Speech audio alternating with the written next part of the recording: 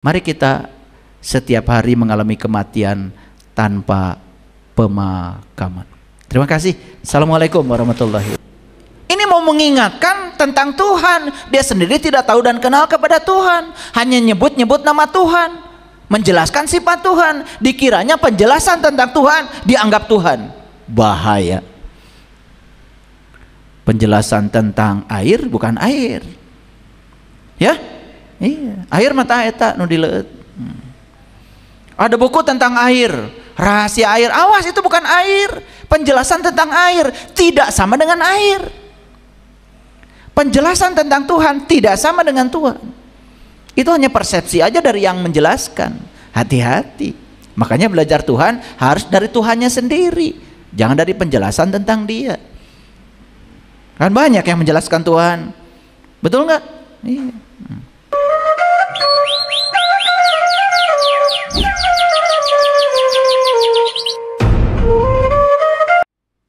Membebaskan orang yang ketakutan harus apa dulu? Iya, berani dulu. Kamu aja masih penakut, betul nggak? Mau belajar aja takut sesat, takut salah. Ya mau belajar aja, nanti juga ada perjalanannya sendiri-sendiri.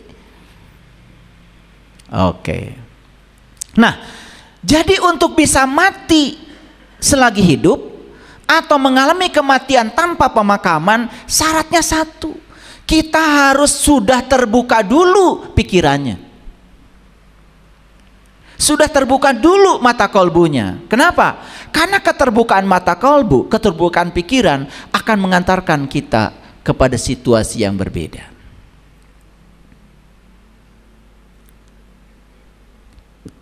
Nah, pertanyaannya, mengapa pikiran kita tertutup? Saya bukan mau menyalahkan yang di luar, tetapi ini perlu saya bahas. Sistem pendidikan menentukan pikiran terbuka atau tertutup. Percaya nggak sama saya? Percaya nggak saya? Ya, sistem pendidikan di rumah itu akan mencetak anak kita terbuka atau tertutup pikirannya. Sistem pendidikan yang di sekolah, di pesantren, itu menentukan loh. Apakah produk pendidikan itu menjadikan orang yang terbuka pikirannya atau tertutup? Kan banyak ya, lulusan pendidikan malah jadi semakin tertutup, merasa paling benar sendiri, sulit menerima perbedaan pendapat, betul nggak?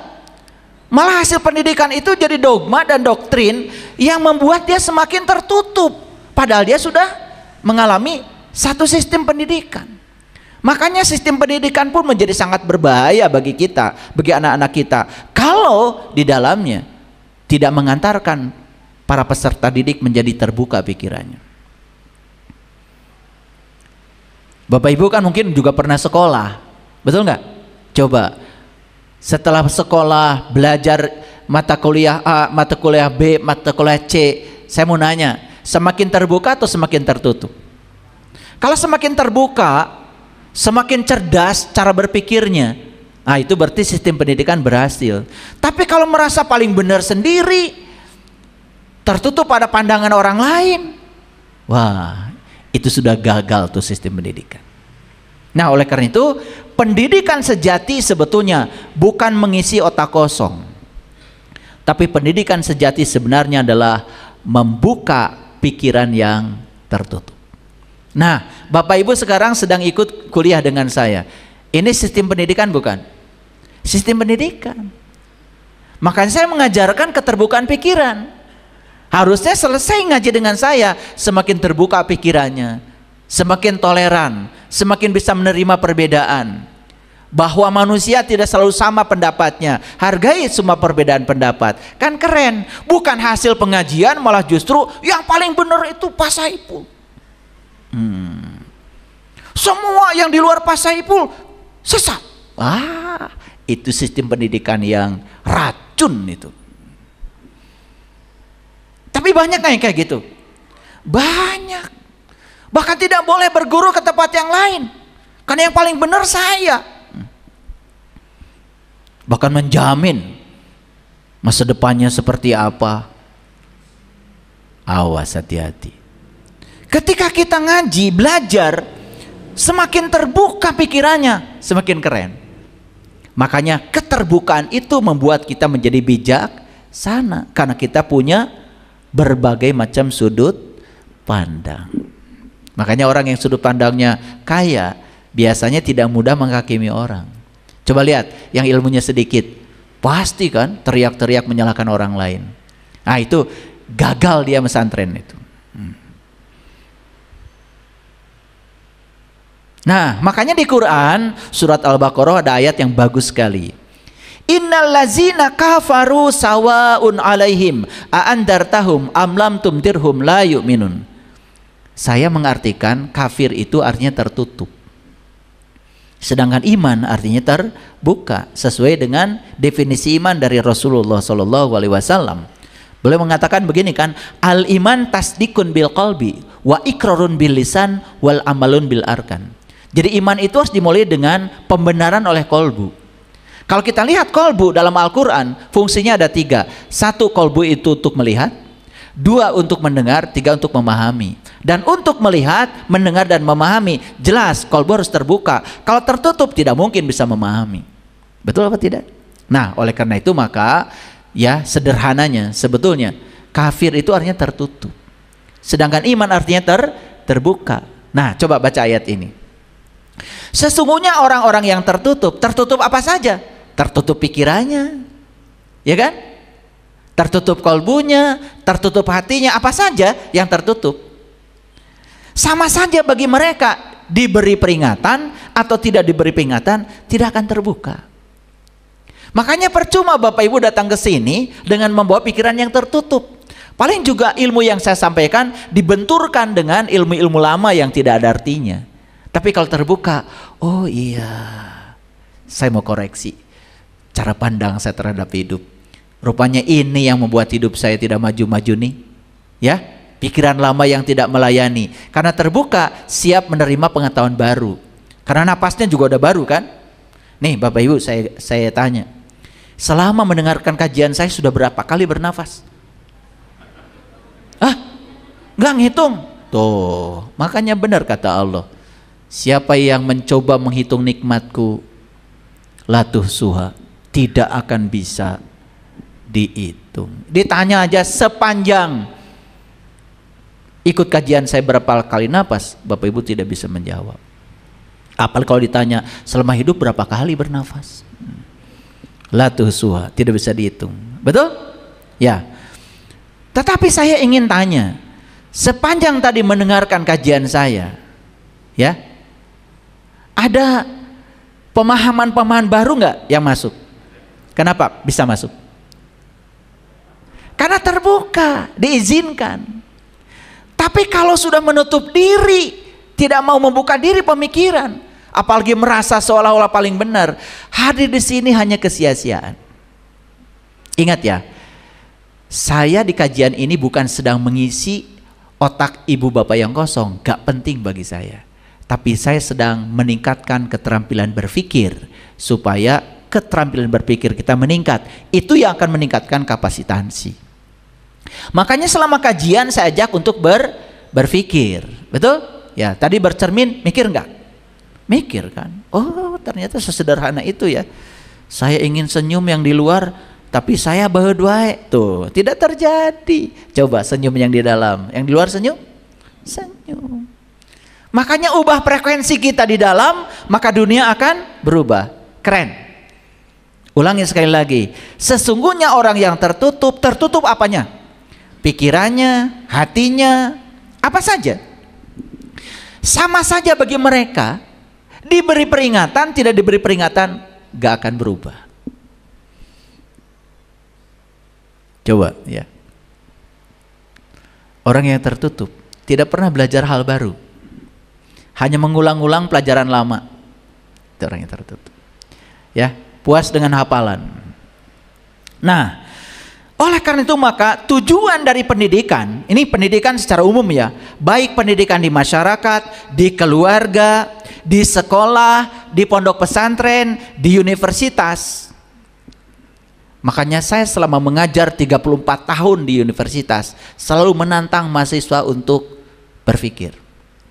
Makanya ya, setiap saya ngasih kuis kepada mahasiswa, selalu mereka ya nilainya itu tidak bagus.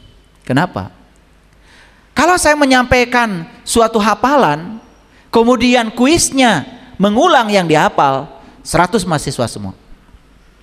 Tapi kalau saya menyampaikan cara berpikir di satu soal, kemudian saya ekstrapolasi, soalnya beda, bukannya itu lagi, tapi cara berpikirnya sama. Nyaris mahasiswa saya sering mengalami masalah. Rata-rata kuisnya 0. Kenapa? Karena dari kecil dibiasakan menghafal, tidak dibiasakan berpikir, apalagi mengungkapkan hal baru yang disebut dengan berpikir kreatif. Nah, kita buka dulu ya rahasianya. Jadi tujuan pendidikan itu yang sebenarnya adalah menggantikan pikiran yang kosong dengan pikiran yang terbuka. Awas, bukan dengan pikiran yang isi. Makanya pendidikan bukan menjejalkan knowledge. Kalau pendidikan itu menjejalkan pengetahuan, gak perlu ada sekolah, gak perlu ada universitas. Sudah ada Google. Betul apa tidak? Jadi kalau sekolah itu hanya mengulang-ulang pengetahuan lama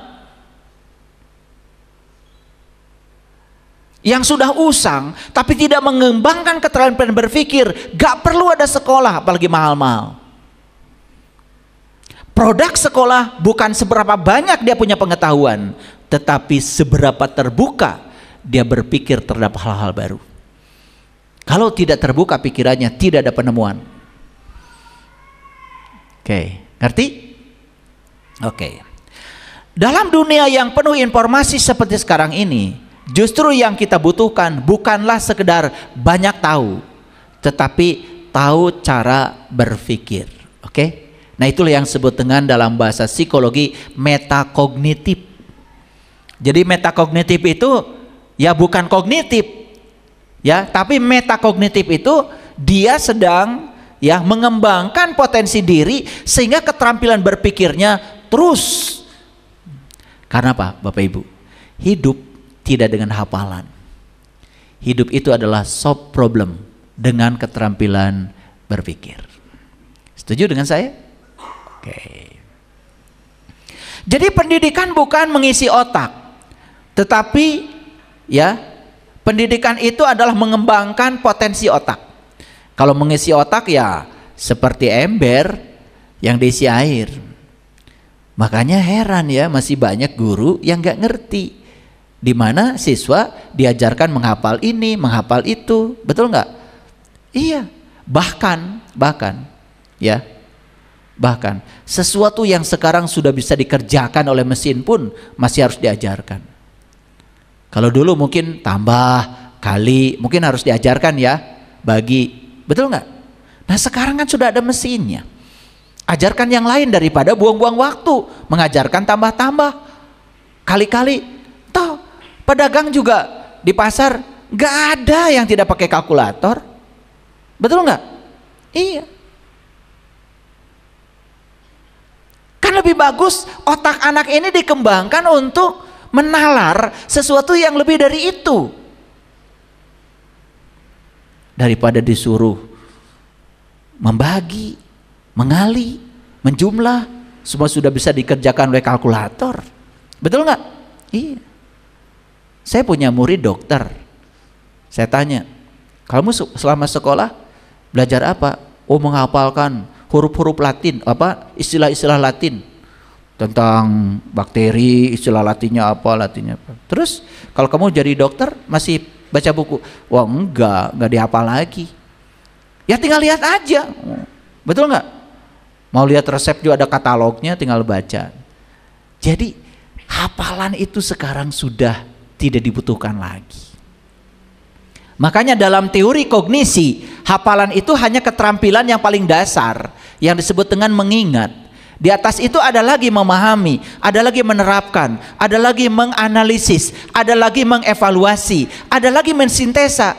Nah, dari analisis ke atas itu disebut dengan high order thinking, berpikir tingkat tinggi. Itu yang dibutuhkan dalam hidup. Jadi pendidikan itu mirip seperti membuka jendela, Bapak Ibu. Ini karena tidak dibuka, ruangan ini pengap. Coba, kalau diganti, dibuka jendelanya, mengalir nggak udara baru? Itulah pendidikan. Pendidikan itu seperti mengalirkan udara baru ke dalam ruangan dengan membuka jendela. Coba jendelanya tutup terus, hanya itu aja di ruangan, pengap. Makanya yang tidak berkembang pikirannya pengap, apalagi hanya puas dengan pengetahuan-pengetahuan lama yang hanya hafalan dan tidak menolong. Tetapi Bapak Ibu, pernah nggak pagi-pagi membuka jendela? Pernah nggak? Gimana tuh? Silau. Terasa asing? Terasa asing. Tapi lambat laun ketika udara segar masuk ke ruangan, terasa kamar menjadi jauh lebih nyaman. Itulah pendidikan.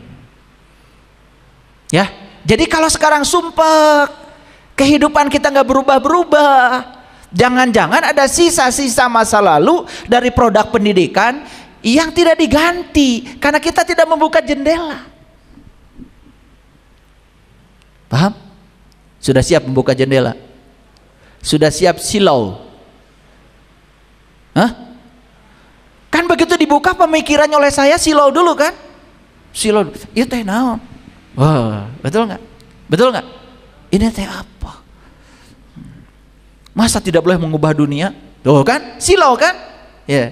Padahal kita sudah terbukti, kita terus mengubah keluar itu tidak ada hasilnya. Begitu membuka ke dalam, ada hasilnya. Ada perempuan dalam sesi konsultasi ngadu sama saya. Yang diadukan itu apa? Suaminya. Suami yang dicurigai. Apa yang kamu lakukan? Setiap pulang saya cek, Pak, itolnya kemana aja. Pak, apalagi yang kamu lakukan? Saya pasang GPS, Pak, di mobilnya. Dia pergi kemana aja, dia berhenti di rumah siapa aja. Bagus. Terus apalagi yang kamu lakukan? Saya menggaji orang untuk mengikuti dan membuntuti dia kemanapun dia pergi. Bagus. Berapa gajinya? 10 juta, Pak, sebulan. Keren kamu. Hasilnya apa? Hasilnya saya tambah sakit hati, Pak. Itulah kebodohan, betul nggak? Iya. Dikiranya dengan begitu jadi semakin itu hukum tarik menarik. Dia kan jadi terus berpikir, kenapa berhenti di sini? Dianalisis. Kenapa berhenti di sini? Dianalisis. Berhenti di apotek aja dianalisis. Jangan-jangan ini ada selingkuhan itu penjaga apoteknya. Wah, padahal sebetulnya sakit perut. Betul nggak? Beli obat sakit perut di situ karena mencret. Betul nggak? Tapi karena pikiran begitu kan. Hasilnya gimana? Tambah sakit hati, Pak. Bagus, saya bilang. Udah, saya bagusin aja. Sekarang mau saya ubah. Mau. Lepas GPS, lepas rasa ingin tahu. Jangan lihat HP. Udah, biarin aja. Urusan dia, urusan kamu. Sekarang perbaiki frekuensimu. Ungkapkan cintamu. Ungkapkan perhatianmu. Apa yang terjadi? 3 bulan yang akan datang lagi saya. Begitu datang lagi, wajahnya udah berubah. Gak ada lagi jerawat. Begitu saya ketemu jerawatnya saya hitung itu. Saya perhatikan itu. Begitu ketemu 3 bulan yang akan datang, udah bersih, gak ada jerawat. Kamu keren. Belum saya tanya pun udah saya bilang kamu keren. Gimana sekarang? Damai. Ternyata suami saya berubah dengan sendirinya begitu saya merubahnya ke dalam. Tuh. Itu ngaji baru bener kayak gitu. Gitu nggak Bapak Ibu? Oke, praktek ya? Praktek. Jadi seperti membuka jendela. Ya? Oke. Jadi pendidikan itu sekarang masih dipahami sebagai proses mengisi kekosongan. Dan ini bahaya bagi dunia pendidikan. Anak dianggap wadah kosong, lalu guru datang sebagai pengisi. Maka dijejalkanlah pelajaran, hafalan dipaksakan. Dan nilai ketika dia bisa menghafal itu ini dijadikan ukuran keberhasilan. Jadi ketika dia bisa menyebut Asmaul Husna 99, walaupun dia tidak pernah mengamalkan Asmaul Husna, keji, selalu membuli temannya, tapi dia bisa menyebutkan Ar-Rahman, Ar-Rahim, Al-Malik 100 itu nilainya. Dan dia anggap itu keberhasilan. Gak peduli kelakuannya kayak apa. Ini berbahaya. Ketika anak tidak bisa membuang sampah ke tempat sampah, berbahaya. Tapi ketika anak kurang melafalkan huruf-huruf Arab, menurut saya sih tidak bahaya. Namanya belajar bahasa, mungkin saja ada kesalahan. Orang belajar bahasa Inggris saja banyak yang salah. Siapa kamu? Ayam. Lama-kelamaan jadi ayam. Betul nggak? Nggak apa-apa. Orang Inggris juga belajar bahasa Indonesia salah-salah, nggak apa-apa. Tapi ketika dia tidak bisa membuang sampah ke tempat sampah, itu bahaya. Lebih bahaya itu bagi saya. Tidak bisa antri, bahaya. Kalau ihfa salah-salah sedikit, nggak bahaya. Kenapa? Kan mulut setiap orang juga belum tentu sama, betul nggak? Iya. Udah ngosom sejak dari lahir, nggak bisa bilang sa, karena ngosom sya, kabeh we sya, betul nggak? Sin letik sya, betul nggak? So jadi sya, nggak bisa dipaksa. Masa masuk neraka yang kayak gitu?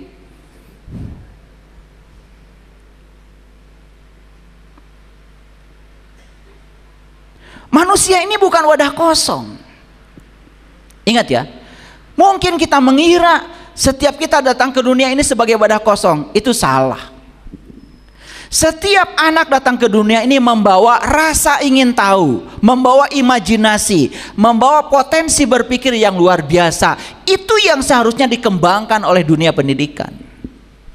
Potensinya yang luar biasa. Bapak Ibu, sebetulnya Bapak Ibu ini potensinya luar biasa. Kenapa jadi biasa begini? Salah siapa? Ya salah kalian mengizinkan. Betul nggak? Iya. Coba saya mau nanya dulu, ketika kalian belajar, pengen nilai, pengen bisa? Jujur, pengen nilai, pengen bisa? Ragu-ragu jawabannya juga. Belajar tuh bukan pengen bisa, pengen nilai, pengen lulus, pengen wisuda. Jadi sudah salah niatnya. Coba pengen bisa, kan pasti dapat nilai. Betul nggak? Dan ketika tidak lulus pun tidak marah karena belum bisa, malah nawar ke guru. Ada tuh mahasiswa, dari sekian banyak mahasiswa saya yang datang ke ruang saya, Pak, mata kuliah saya mau ngulang gitu. Saya mohon Pak, Bapak kasih saya E. Saya bilang memang nilai kamu bukan saya yang ngasih, mau kamu yang menentukan gitu. Saya tidak pernah ngasih nilai. Saya cuma menyalurkan nilai sesuai dengan pencapaian kamu. Tapi saya kagum sama mahasiswa itu. Kenapa? Saya belum bisa Pak, saya ingin mengulang lagi. Keren. Berarti kamu kuliah pengen apa? Pengen bisa Pak. Kan ada yang pengen nilai nyontek, betul nggak?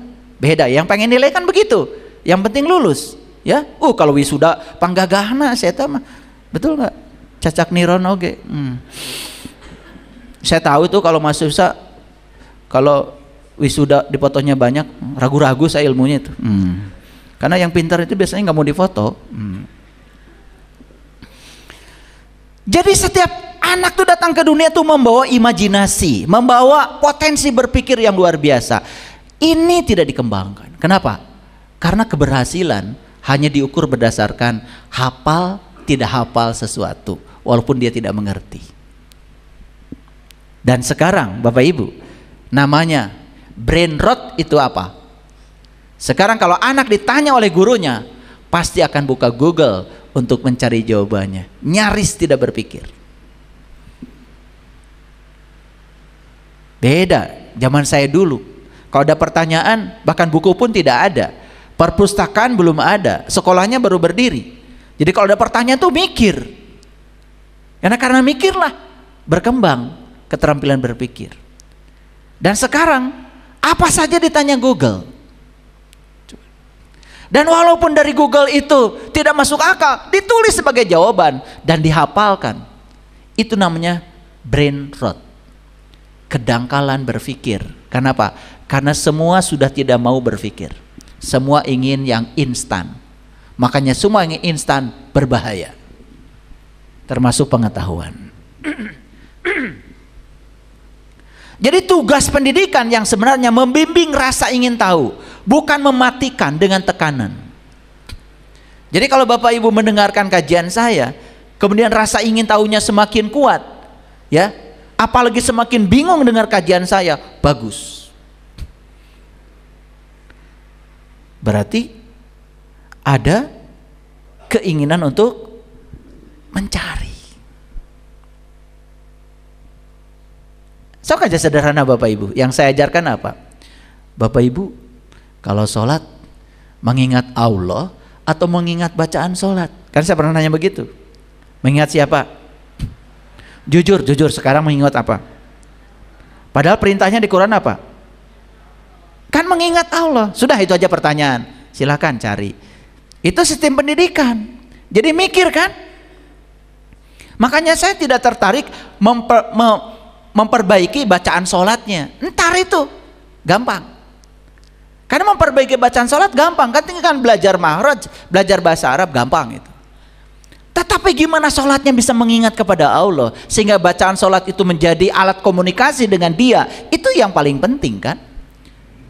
Nah, orang yang berpikir terbuka, dia akan menimbulkan pertanyaan, oh iya ya, selama ini saya sholat, satu mengingat bacaan sholat, yang kedua saya juga mengingat apa aja, kan gitu, betul nggak? Semua hadir ketika sholat.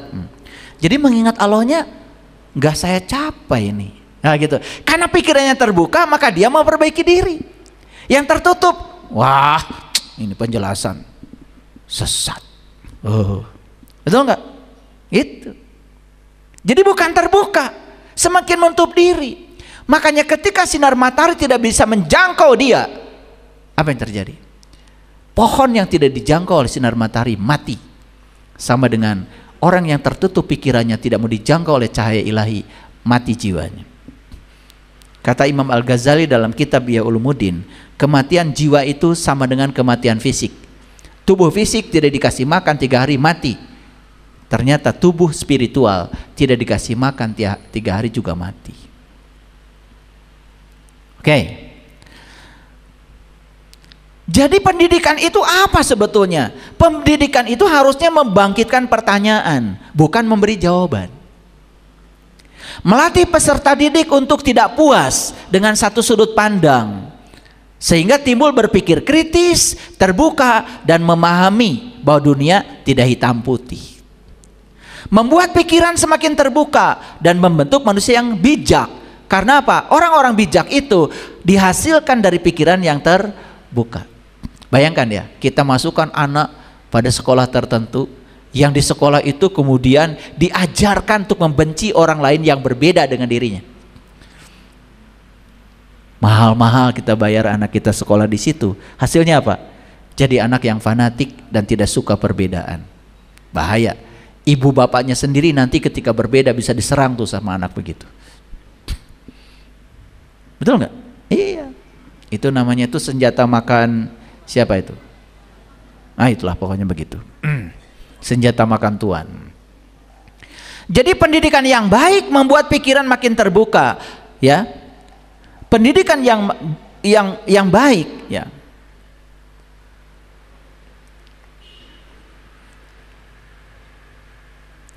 Membuat orang semakin terbuka dan tidak mudah menghakimi. Dan sebelum menghakimi, dia lebih banyak mendengar dan dia stop menyerang. Nih ya, kasih tahu. Kalau kita masih gampang menyerang orang lain karena berbeda, itu ada yang salah dengan sistem pendidikan kita. Pendidikan yang baik menghasilkan manusia yang bisa menghargai perbedaan, karena paham bahwa setiap orang tumbuh dari pengalaman yang berbeda. Bukan sekedar orang yang cerdas, tetapi orang yang bijak. Bukan sekedar orang yang pintar berbicara, tapi juga mampu mendengar dan memahami. Bayangkan Bapak Ibu, dunia di mana setiap orang berpikir terbuka, maka tak akan lagi yang namanya permusuhan hanya karena berbeda pendapat. Tidak akan ada lagi kebencian hanya karena beda latar belakang. Tidak ada lagi sebetulnya channel ini menyerang channel yang ini karena berbeda pendapat, nggak ada lagi. Itu semua hasil produk pendidikan yang menutup pikiran.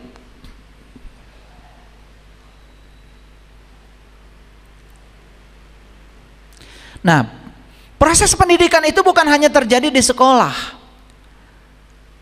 Jadi harus dimulai dari mana? Di rumah. Cucu saya sedang membaca buku cerita. Buku ceritanya tentang sungai yang dialiri oleh air susu. Karena pinter, langsung ditutup bukunya sama dia. Ini gak bener katanya buku. Loh, saya tanya kenapa? Ya kalau sungai dialiri susu, harusnya banyak semut di pinggirnya. Kan gitu. Ini nggak ada semutnya. Itu. Ya karena berpikir kritis. Nah coba, anak-anak yang sekarang tumbuh di abad modern ini, sebenarnya saat lahir tuh mereka berpikir kritis, Bapak Ibu. Cuman sering dibungkam oleh sistem pendidikan yang kita bangun. Yang pertama yang membungkam daya kritis anak itu adalah orang tuanya di rumah. Mungkin ada anak bertanya, Tuhan itu siapa? Tuhan itu apa? Pasti Bapak Ibu kan, karena Bapak Ibu juga digitukan oleh gurunya, betul nggak? Nggak boleh. Padahal itu pertanyaan biasa nggak? Kan biasa sebetulnya. Ya, cuman kita tidak pernah membuka kesempatan untuk kemungkinan-kemungkinan yang baru. Oke.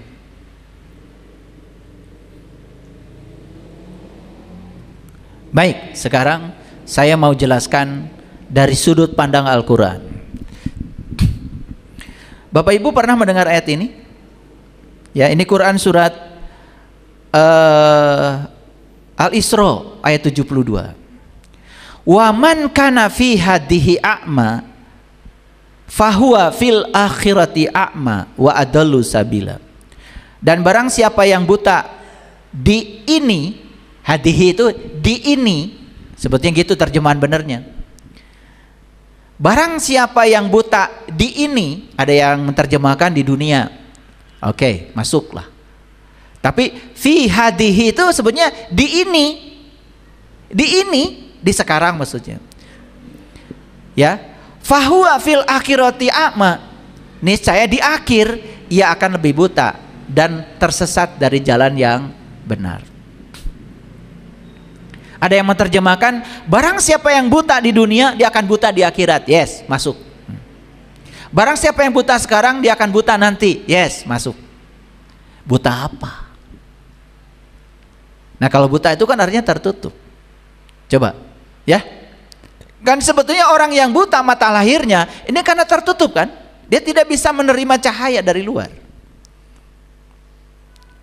Nah siapa yang buta di dunia, maka dia akan buta di akhirat. Buta itu artinya tidak melihat. Ada yang berani menerjemahkan siapa yang tidak melihat di dunia, dia tidak akan melihat di akhirat. Melihat apa? Nah itu dijelaskan di Quran surat Al-Waqiah. Ketika nyawamu sampai di kerongkongan, saat itu seharusnya kamu melihat. Aku lebih dekat kepadamu, tetapi kebanyakan manusia mati dalam keadaan tidak melihat. Nah orang yang terbuka pikirannya langsung nanya pada dirinya, oh nanti kalau saya mati, saya akan melihat apa tidak ya? Oh kalau saya harus melihat pada saya mati nanti, apa yang saya lihat? Dengan mata mana saya harus melihat? Dan kepada siapa harus berguru supaya saya bisa melihat?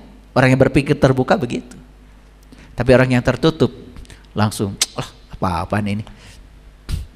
Udah kan yang penting kita ngejalanin apa yang diajarkan leluhur-leluhur kita aja. Kan begitu. Jadi tidak bisa menerima pengetahuan baru. Oke. Bapak Ibu, pernah membaca nggak ayat ini? Ini Quran surat An-Nisa ayat 66. Dan sesungguhnya kalau kami perintahkan kepada mereka. Nah, ternyata mereka di sini ini adalah Bani Israel. Bani itu orang, Isra itu berjalan, El itu Tuhan. Jadi Bani Israel itu orang yang berjalan menuju Tuhan. Ini para pencari sebetulnya. Walaupun tidak cocok disebut pencari, karena Tuhan tidak perlu dicari. Tuhan itu hanya perlu disadari kok, sudah bersama kita sekarang. Ini perintahnya apa? Perhatikan. Bunuhlah dirimu atau keluarlah kamu dari kampungmu. Luar biasa nih ayat ini.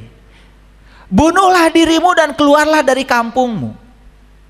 Kan tidak mungkin kan Allah mengajarkan kepada kita yang namanya bunuh diri itu menyakiti diri, kan nggak mungkin. Nggak mungkin kan? Pasti ayat ini mutasyabihat, ya toh? Nah, apa yang harus dibunuh? Nah, ini harus dibunuh sehingga keluar dari kampung. Perhatikan saya. Kampung itu kan simbolik. Simbolik dari apa? Keterbelakangan. Betul? Simbolik dari apa lagi? Kebodohan. Ya toh? Simbolik dari apa lagi?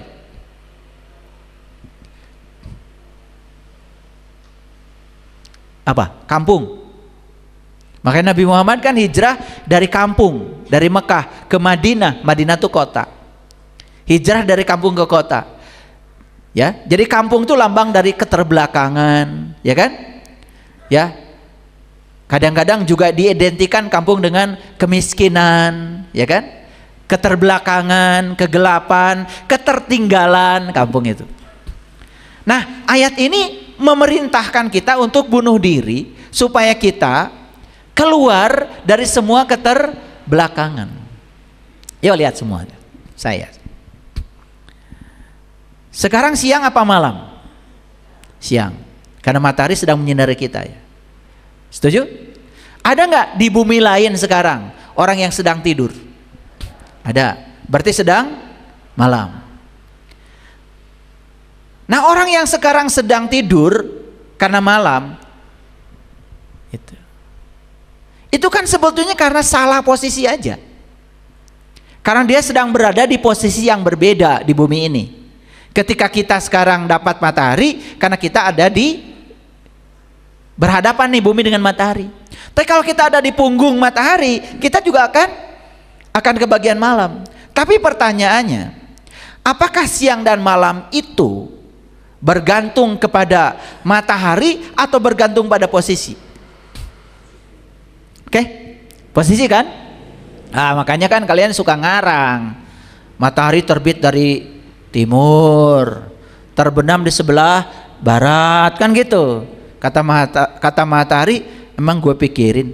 Kan mataharinya tetap ada. Matahari itu tidak kemudian pagi bersinar, malam tidak.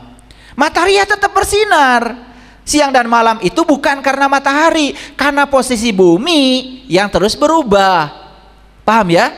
Karena bumi itu mengalami rotasi sekaligus mengalami evolusi, gitu. Sehingga kita ini di bumi selalu berada di posisi yang berbeda. Sehingga kadang-kadang kita kebagian matahari, kadang tidak. Setuju ya? Tapi setuju gak dengan saya kalau mataharinya tetap ada? Setuju ya? Oke. Allah sang kehadiran, Allah sang keberadaan, pernah gak ada gak? Gak mungkin. Kan dia kekal abadi. Berarti Allah selalu ada. Tapi ada perasaan dalam diri kita seolah-olah Allah itu tidak hadir, seolah-olah Allah itu hadir. Nah, sebetulnya yang membedakan itu adalah posisi kita di hadapan Allah. Jadi sebetulnya kita tidak perlu mencari Allah. Yang dibutuhkan adalah mengizinkan sang kehadiran untuk disadari bahwa dia selalu bersama dengan kita. Setuju? Oke. Nah, inilah perintah Al-Quran. Bunuhlah dirimu. Nah, ketika kita bunuh diri artinya apa? Kita sedang mengizinkan ya sang kreatif untuk menjadikan kita bekerja sepenuhnya tanpa perlawanan dari diri kita. Jadi yang harus dibunuh itu apa? perlawanan kita kepada Allah. Coba sekarang saya kasih contoh. Bapak Ibu pernah mengalami satu kejadian yang tidak diinginkan? Pernah? Pernah. Melawan nggak? Melawan. Siapa yang melawan? Ya kamu, jelas bukan saya. Ya, tapi siapa yang melawan? Keinginan kan? Ada ekspektasi yang dibangun oleh ego dan yang terjadi berbeda dengan harapan. Lalu yang datang pasti ditolak. Betul? Nah, sekarang pertanyaan saya, adakah satu kejadian yang terjadi tanpa kehadiran Allah di belakangnya? Tidak ada, karena sang kehadiran selalu ada. Oke? Nah, kalau ada dia di belakangnya, ada sang kehadiran, ada sang keberadaan, berarti peristiwa itu terjadi karena izinnya? Oke. Cuman karena pikiran kita menilai itu tidak diinginkan kehadirannya, itu yang membuat kita menolak. Setuju? Nah, sama dengan matahari tadi, matahari itu ada terus. Cuman kita salah posisi. Lalu kita tidak mengizinkan. Betul nggak? Seperti itu. Nah, yang harus dimatikan oleh kita itu apa? Segala sesuatu yang menyebabkan kita selalu tinggal di kampung. Makanya ayatnya apa? Bunuhlah dirimu dan keluarlah dari kampung. Jadi sebenarnya harus dibunuh apa? Segala penghalang yang menyebabkan kita selalu tinggal di kampung. Paham ya? Jadi yang harus dibunuh apa? Segala hal yang membuat kita tertutup. Segala penghalang yang membuat kita tidak terbuka. Betul apa tidak? Jadi sebetulnya Allah itu hanya ingin diizinkan saja. Paham sampai sini? Ya, makanya ayatnya keren. Niscaya mereka tidak akan melakukannya kecuali sebagian kecil. Tuh. Dan sesungguhnya kalau mereka melaksanakan pelajaran yang diberikan kepada mereka, tentulah hal demikian lebih baik bagi mereka dan menguatkan. Coba, keren ayatnya. Dipungkas dengan wa asyadda tasbita. Tasbita isbat. Isbat itu artinya teguh, kuat. Oke, lihat saya semuanya Bapak Ibu. Ketika kita membunuh ketertutupan kita dan kita menjadi terbuka, sudut pandang kita jadi luas. Betul? Ketika sudut pandang kita jadi luas, kita bukan lagi sebagai isi, kita berubah menjadi ruang. Begitu ruang kita luas, coba perhatikan. Ketika kita punya rumah, ruangnya luas, furniture yang datang sebanyak apapun menjadi sangat bagus kelihatannya, ditata di ruang yang luas, keren. Tapi kalau ruangnya sempit, beli furniture-nya banyak, itu rumah apa gudang? Rumah apa gudang? Kira-kira diri kita ini rumah apa gudang? Sudah sempit, banyak barangnya. Betul nggak? Iya, segala masuk kan? Betul. Sumpek jadinya. Nah, kalau sudah gudang biasanya di situ ada apa? Tikus ada, kecoa ada. Nah, kan jangan heran ya. Dalam kesempitan karena tidak pernah terbuka, apalagi angin tidak pernah masuk, jendelanya nggak pernah dibuka, barangnya banyak, betul nggak? Ya, banyakkah tikusnya? Banyakkah kecoanya? Banyak. Semua yang akan hadir di sini, semua hal yang menjijikan. Oleh karena itu maka dalam kesempitan ledakan menjadi sangat berbahaya. Tapi di ruang yang luas, ledakan itu tidak berbahaya.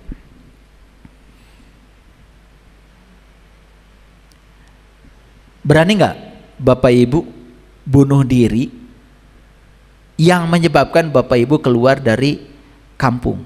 Berani nggak? Berarti kalau keluar dari kampung pergi kemana? Ke kota.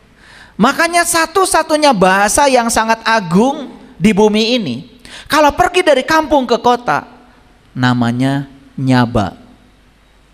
Itu bahasa Sunda. Itu diambil dari Quran surat Saba. Kabayan Saba kota. Ta eta kabayan cicing wae di kampung.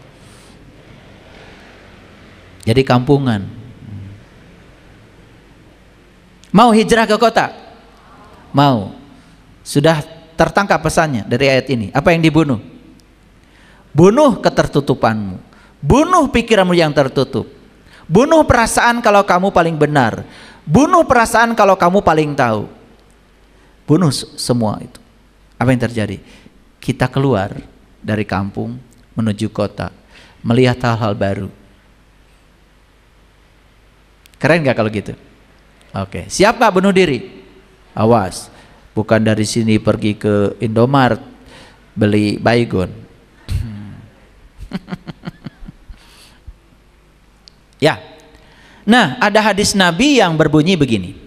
Wahai sahabat, matilah sebelum engkau mati, jika yang paling engkau kehendaki adalah hidup. Karena dengan mati seperti itu, Idris alaihissalam menjadi seorang penghuni surga terlebih dahulu daripada kita semua. Jadi hadis ini sedang menceritakan Idris alaihissalam sudah menghuni surga lebih dahulu daripada kita. Jadi artinya Idris ini sudah ada di surga sebelum dia mati. Berarti dia sedang mengalami mati selagi hidup. Ini bukan cerita mati setelah mati, mati selagi hidup. Jadi Idris ini sudah mencapai surga sebelum kita semua masuk surga. Jadi Idris alaihissalam itu sudah ada di surga sebelum mati beneran. Jadi ketika masih ada di dunia ini, dia sudah mendapatkan surga. Mau nggak Bapak Ibu dapat surga ketika ada di dunia? Ya, saya percaya kalau di dunia dapat surga, nanti juga di sananya nggak usah dipikirin. Betul nggak? Tapi surga itu bukan soal tempat, bukan geografis. Karena surga itu adalah masalah psikologis. Kan ini bisa jadi surga, bisa di neraka, tergantung kesadaran kita. Bagi orang yang tertutup, kesadarannya rendah, apa aja jadi masalah. Betul nggak? Betul apa tidak? Iya. Udah pengalaman. Ya. Nah, engkau telah banyak menderita, tetapi engkau masih tetap terhijab. Karena kematian itu suatu pokok yang mendasar dan engkau belum mencapainya. Ini jelas bukan kematian yang sesungguhnya. Ini sedang cerita bahwa kamu itu menderita dan kamu ini terhijab. Itu karena kamu belum mengalami kematian itu. Coba perhatikan saya. Ketika kita hidup dikendalikan oleh niat sejati, semua itu jadi rileks. Tapi ketika hidup dikendalikan oleh ambisi ego, semua menjadi tegang. Betul nggak? Bahkan kita terjebak oleh label gagal, sukses, berhasil, tidak berhasil. Itu semua produk ego. Tapi bagi sang kesadaran, kan hidup itu adalah berdansa dengan semesta. Ikut aja tarian semesta, no problem. Makanya niat sejati tidak berfokus pada hasil. Niat sejati menikmati setiap momen apa adanya.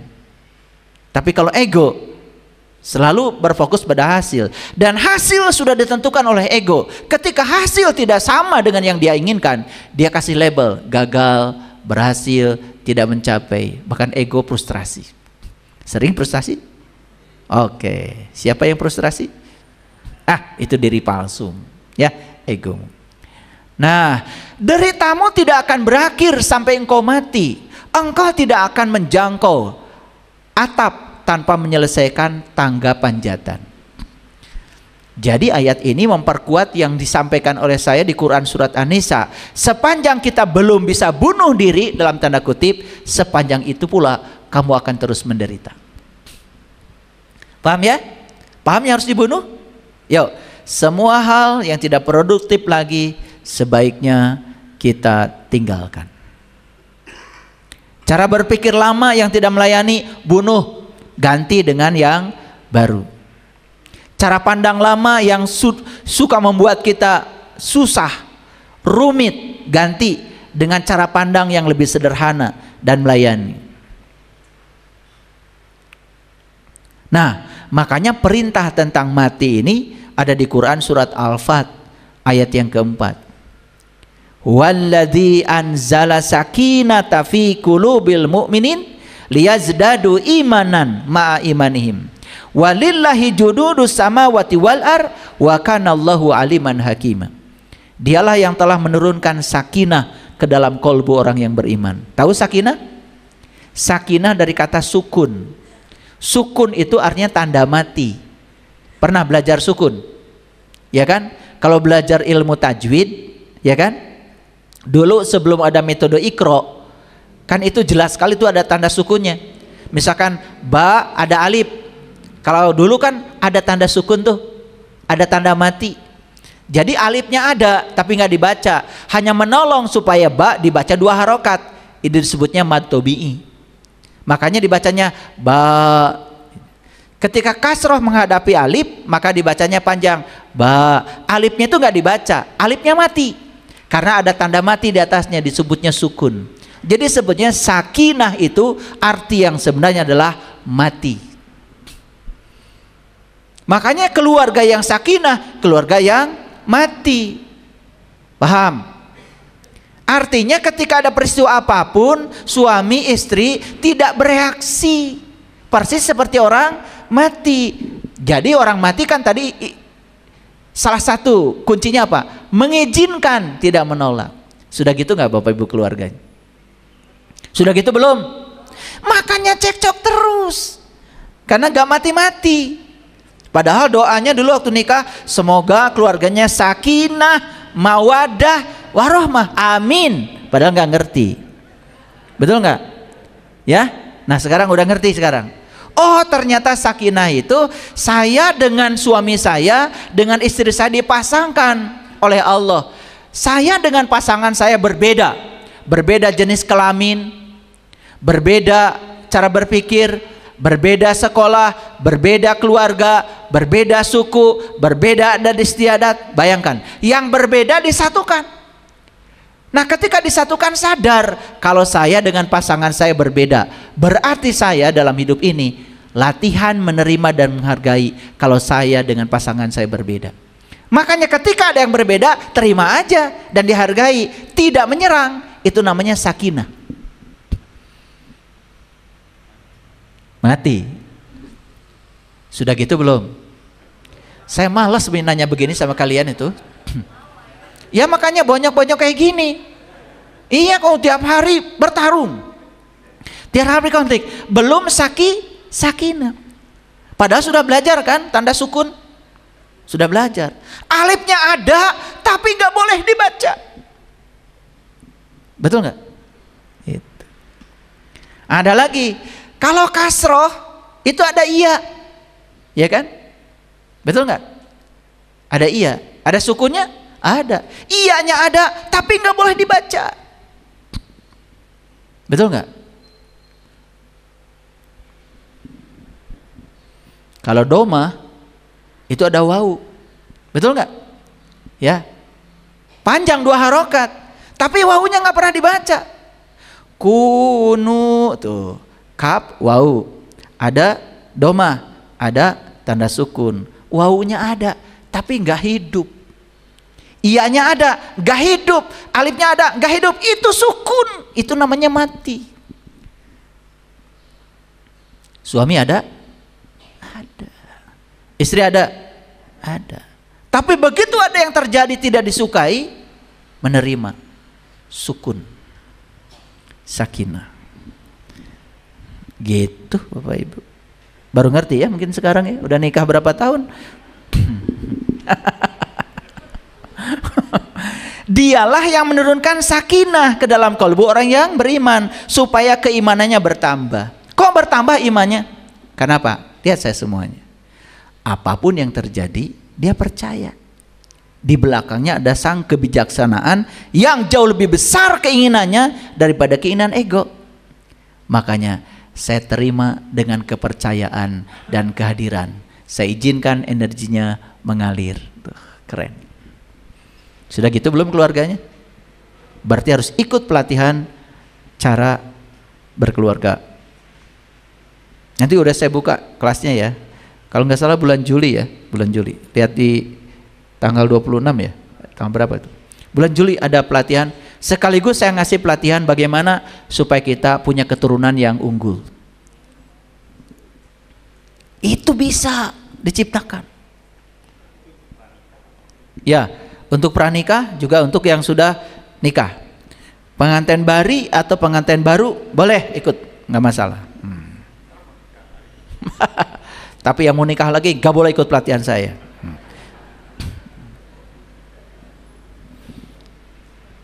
Nah, ayo lihat sini semua, belum tuntas. Dalam Quran surat Al-Baqarah ayat 155, ini penting sekali. Walanabluwannakum bisyai'in, dan sungguh kami akan menguji kalian bisyai'in dengan sesuatu. Apa sesuatu itu?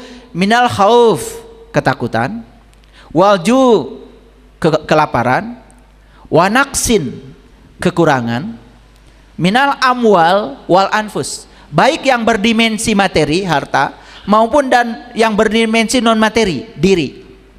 Oke. Wasamarot, dan buah-buahan. Wabasyiris sabirin, ini, dan berikanlah berita gembira kepada orang-orang yang sabar. Yuk kita lihat ayat ini dengan cerdas. Perhatikan ya.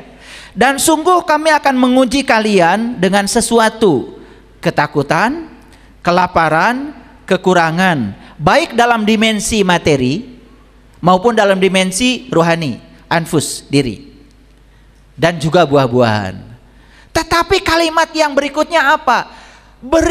Berikanlah berita gembira kepada orang-orang yang sabar.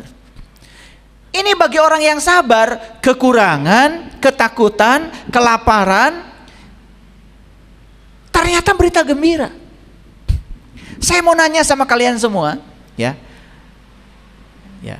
Sebelum ngaji dengan saya nih saat ini, kalau melihat kelaparan, itu berita gembira bukan?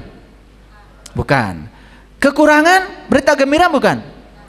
Ketiadaan buah-buahan, berita gembira bukan? Bukan kan? Berarti kalian memang bukan orang sabar. Hebatnya ayat ini, perhatikan.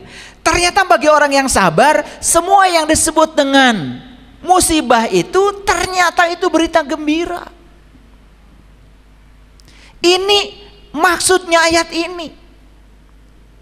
Jadi sebetulnya ketakutan, kelaparan, kekurangan itu hanya signal, hanya sinyal dari semesta bahwa ada yang salah loh dengan dirimu.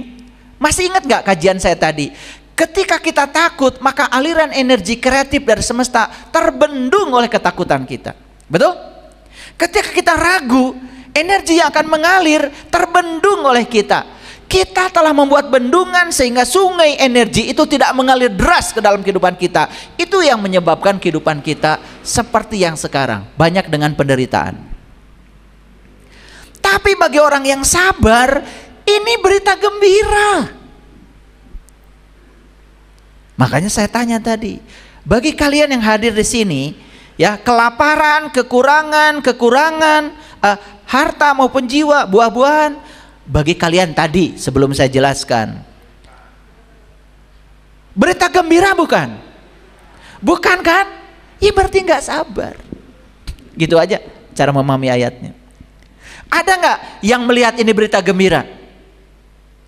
Itu sabar. Nah sekarang setelah ngaji, berita gembira atau bukan? Berita gembira. Sebetulnya hanya sinyal dari semesta, ini loh ada cara hidupmu yang salah, ada cara pandangmu yang salah. Betul nggak? Energi kreatifku tidak mengalir kepada kamu. Ada yang terbendung loh oleh kamu, gitu sebetulnya. Nah setelah ngerti begini, jadi berita gembira sekarang? Oke. Bapak ibu kehilangan uang, berita gembira? Yang benar? Apa berita gembiranya? Berita gembiranya yang hilang ini nggak seberapa dibandingkan dengan Allah yang bersama saya. Beliau masih hadir dalam diri saya, hadir sebagai napas saya. Buat apa saya fokus pada yang hilang? Saya fokus saja pada Dia. Hasbi Allah, hasbi Allah. Saya percaya ya Allah, yang hilang itu hanya mengingatkan saya untuk kembali kepada Engkau yang lebih besar daripada yang hilang itu. Berita gembira? Pernah nggak dapat kajian ayat ini? Pernah. Kapan? Sekarang. Nah sekarang baru bisa melihat, oh ternyata ini semua berita gembira. Makanya bagi orang yang sabar, tidak ada baik buruk, tidak ada benar salah. Semua yang terjadi, yang dia tangkap adalah pesan.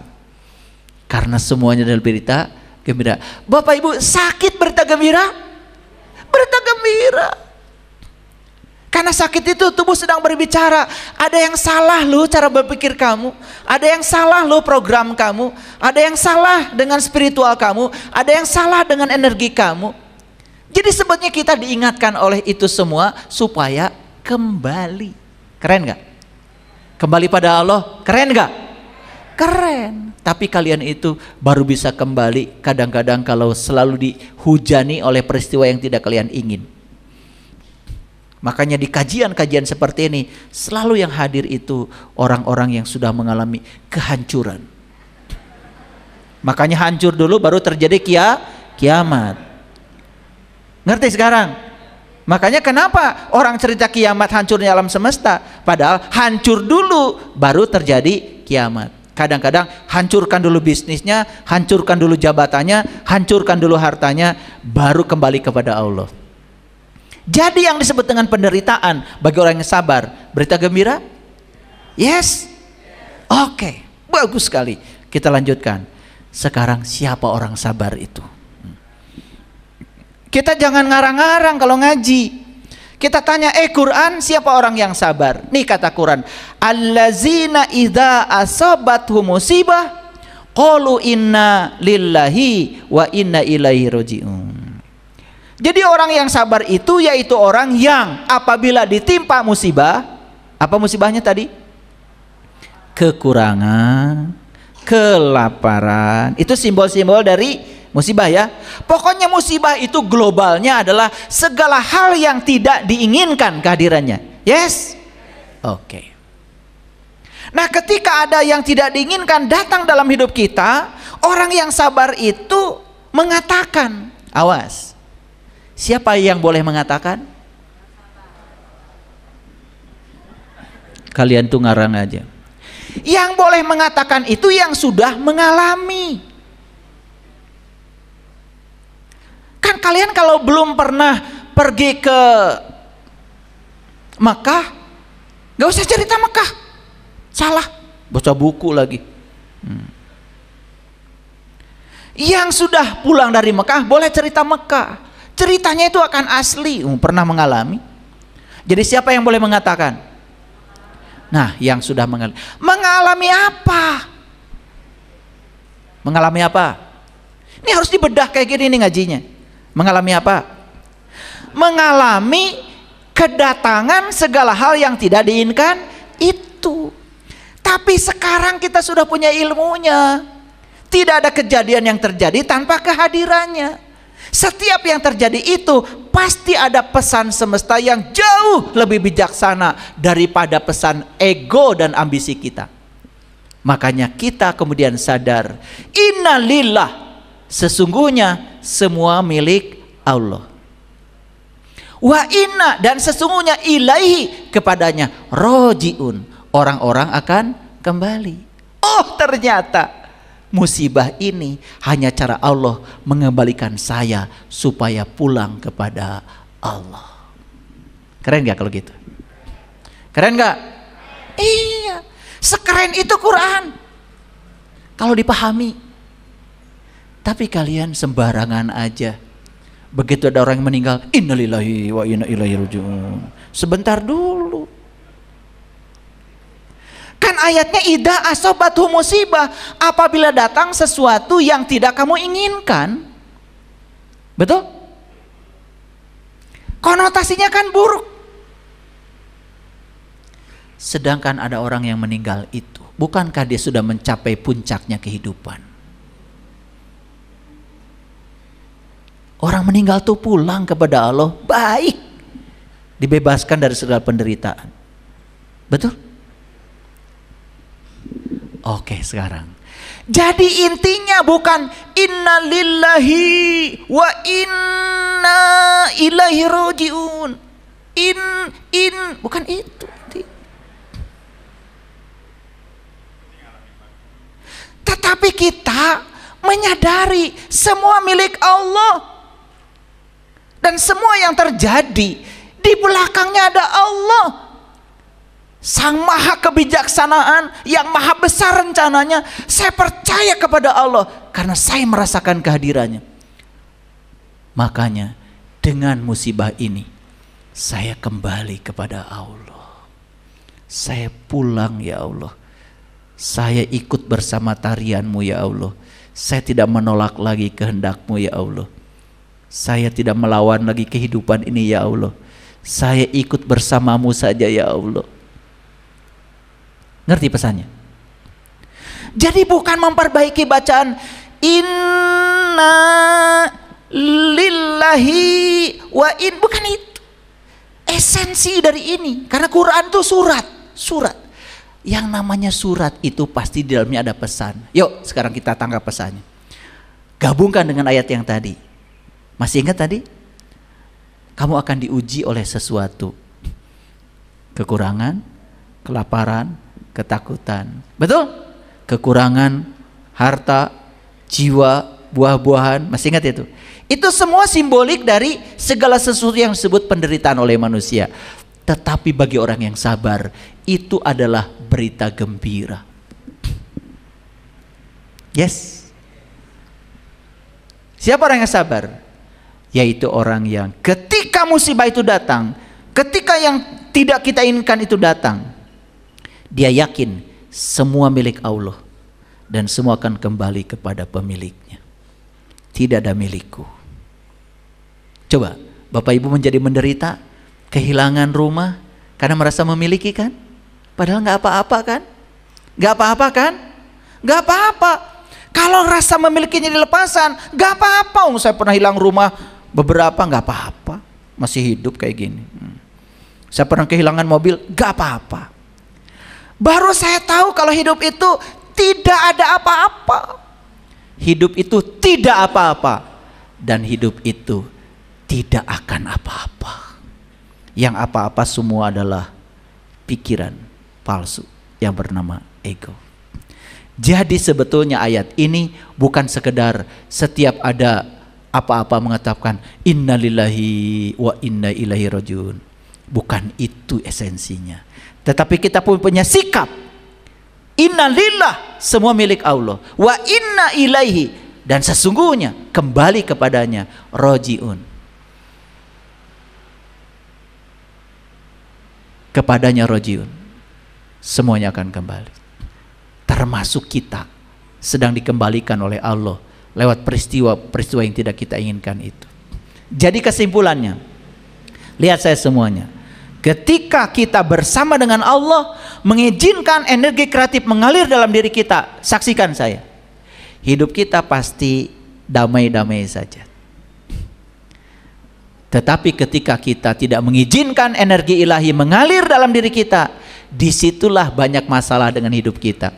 Jadi tugas kita sekarang adalah izinkan Allah bekerja lewat kita, jadikan diri kita sebagai kepanjangan tangannya untuk menyalurkan sang kesadaran, energi kreatif, kecerdasan semesta tanpa batas. Mulai sekarang kita bertekad, ya Allah, aku izinkan Engkau untuk bekerja lewat aku. Izinkan aku menjadi kepanjangan tanganmu untuk menyampaikan cinta kasih-Mu. Itu saja. Bukan soal mendapatkan, tetapi soal mengizinkan. Udah masuk ayat ini? Oke.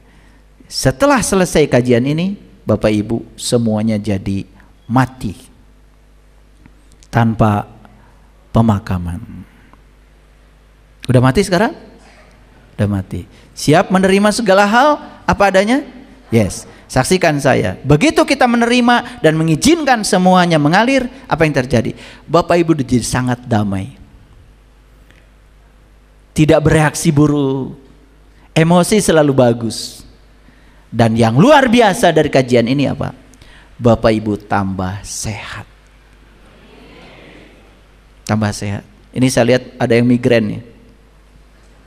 Ada yang ada yang pegal-pegal kesemutan. Itu semua dari penolakan. Karena energi ilahi tidak diizinkan mengalir. Sekarang Mari kita setiap hari mengalami kematian tanpa pemakaman.